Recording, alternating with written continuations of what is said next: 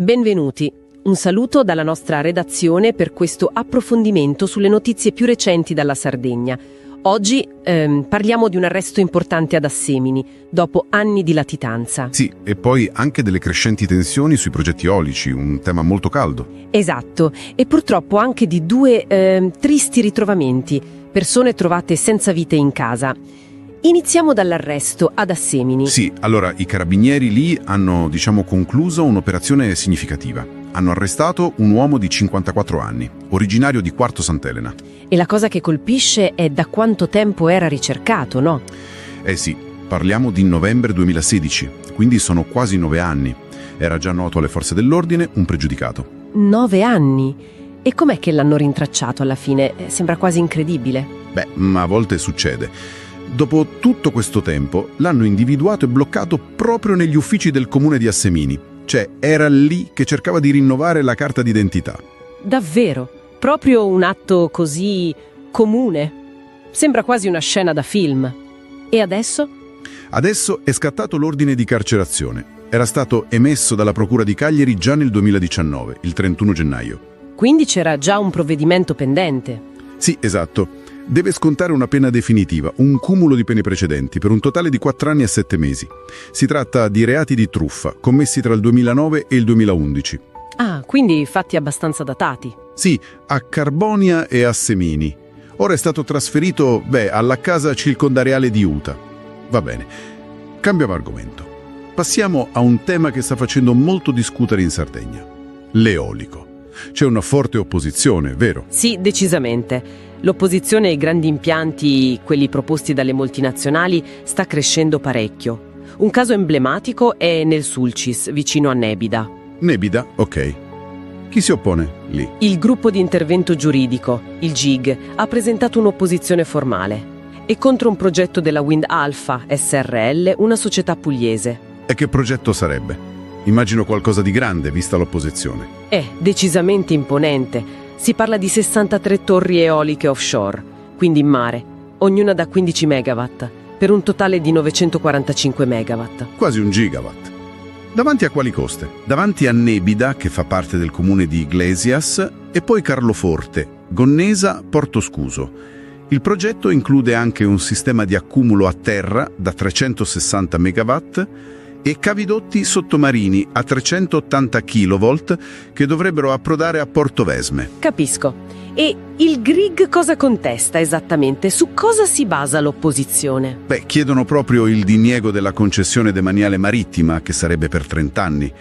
Le motivazioni principali sono l'assenza di passaggi chiave.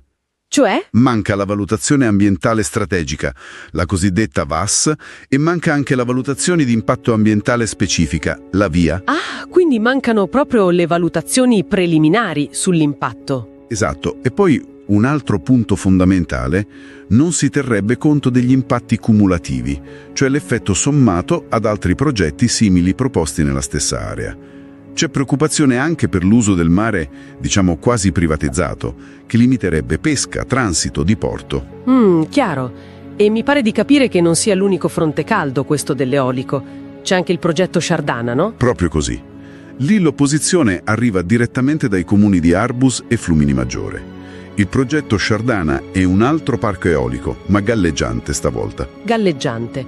E ancora più grande, forse? Sì. Potenza prevista 990 megawatt. Sarebbe posizionato tra Portisediu e Portumaga. E parliamo di 55 aerogeneratori, ma attenzione, alti fino a 320 metri. 320 metri? Sono enormi. È comprensibile la preoccupazione per il paesaggio. Esattamente. La paura maggiore è l'impatto visivo. Si teme che queste torri gigantesche possano essere visibili dalle dune di Piscinas. Ah, le dune di Piscinas, un simbolo della Sardegna, certo.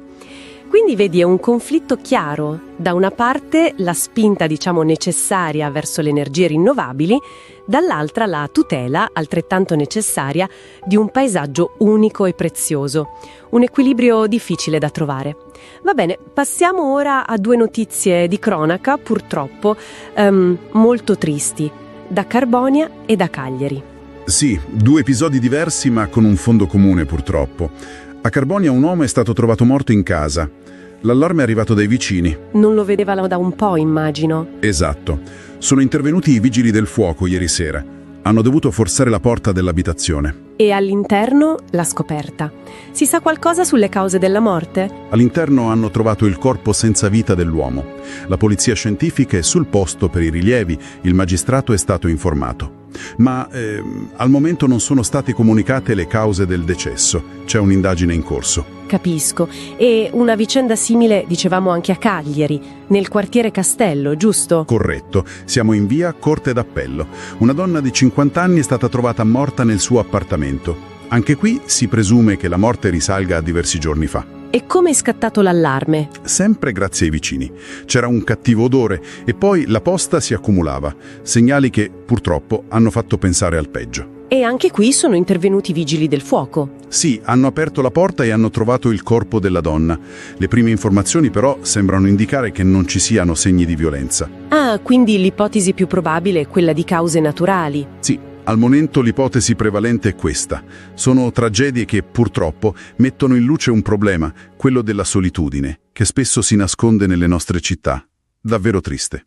Allora, ricapitolando brevemente le notizie di oggi, abbiamo l'arresto di un latitante ad Assemini, una cattura avvenuta quasi per caso dopo quasi 9 anni.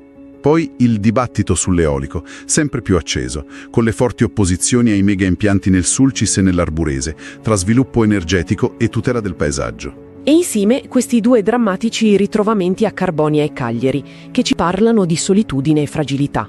Sì, notizie diverse che però dipingono un quadro complesso della Sardegna attuale.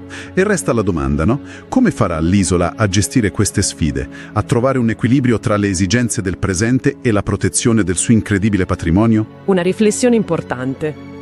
Bene, per continuare a seguire i nostri approfondimenti e, se volete, supportare il nostro lavoro, vi invitiamo a iscrivervi al canale, a lasciare un commento qui sotto e magari a condividere questo contenuto. Grazie per averci seguito.